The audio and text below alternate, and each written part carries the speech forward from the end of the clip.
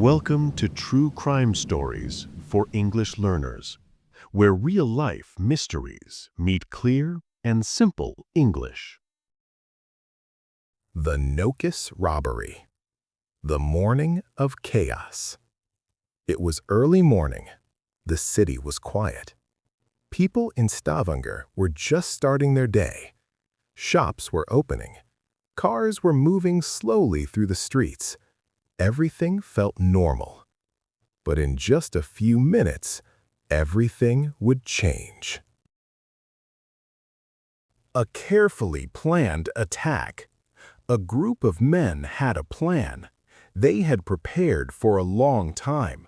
They knew exactly what they wanted: money, a lot of money.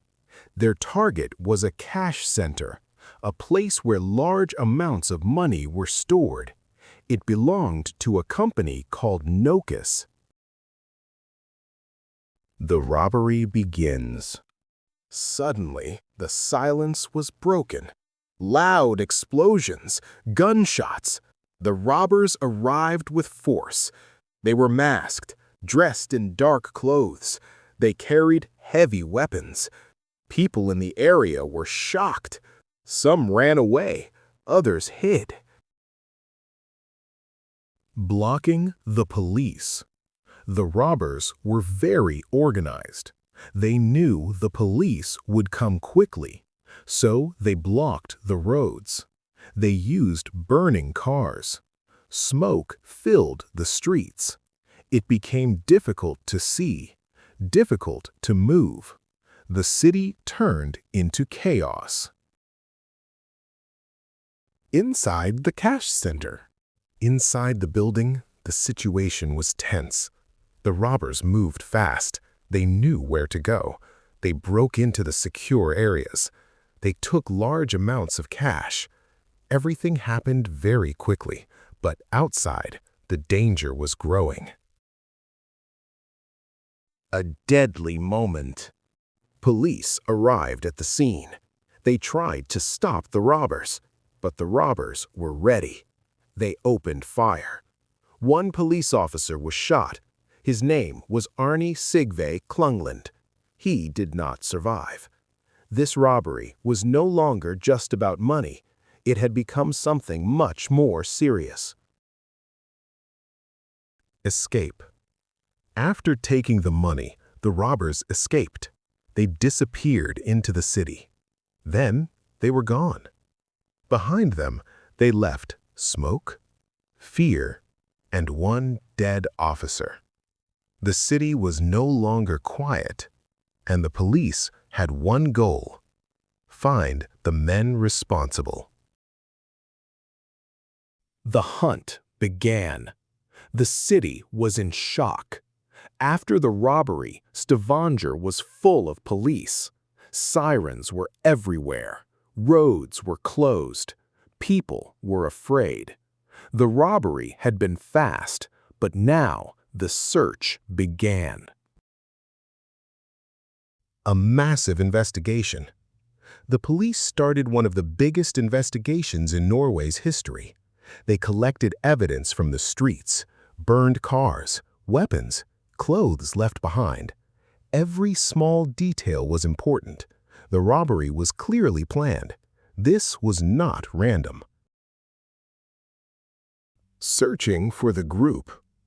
The police believed this was a large group, not just one or two people. Many robbers had different roles. Some attacked the building, others blocked the roads, others helped with the escape. It was like a coordinated operation. Mistakes were made. Even though the robbers were prepared, they made mistakes. Some of them left behind important clues. The police found DNA. They found fingerprints. Slowly, they began to identify suspects. First arrests. After some time, the first suspects were arrested. Then more followed. The police worked step by step. They connected the clues. They questioned the suspects. Some of them started to talk. unknown criminal. One of the main suspects was David Tosca. He was already known to the police. He was believed to be one of the leaders of the robbery. For a while, he managed to escape, but the police did not stop looking. International search. Some suspects fled Norway. They tried to hide in other countries, but the police worked with international teams. Slowly, more and more members of the group were found, arrested, brought back. The net closes. The group that once acted together was now falling apart. One by one, they were caught. The plan had worked during the robbery, but not after. The police were closing in. The question now was not if they would be caught, but when the last ones would fall. Justice. The robbers were no longer free. One by one, they had been arrested. The group that once acted together was now separated, and now they had to face justice. The trial.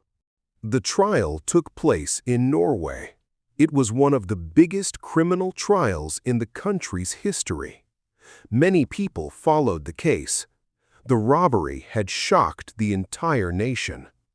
The court looked at all the evidence, witness statements, DNA, video recordings. Everything was carefully examined. The main figure. One of the central figures was David Tosca. He was seen as one of the leaders of the robbery. The court believed he played a key role in planning the attack. In the end, he was found guilty. The sentences. Many members of the group received long prison sentences. Some were punished for robbery, others for helping the operation. But one part of the case was especially serious: the death of Arne Sigve Klunglund. Because of this, the sentences were even stronger. This was not just a robbery. It was a violent crime with deadly consequences. The impact. The NOKAS robbery changed Norway. It showed that even a well-organized society was not completely safe. After the robbery, security was improved. Police tactics were reviewed. People asked many questions. How could this happen? Could it have been prevented? Reflection. This story is about planning, about risk, and about consequences. The robbers wanted money. They prepared carefully. For a short moment, their plan worked. But in the end, they lost everything: their freedom, and for one family, much more.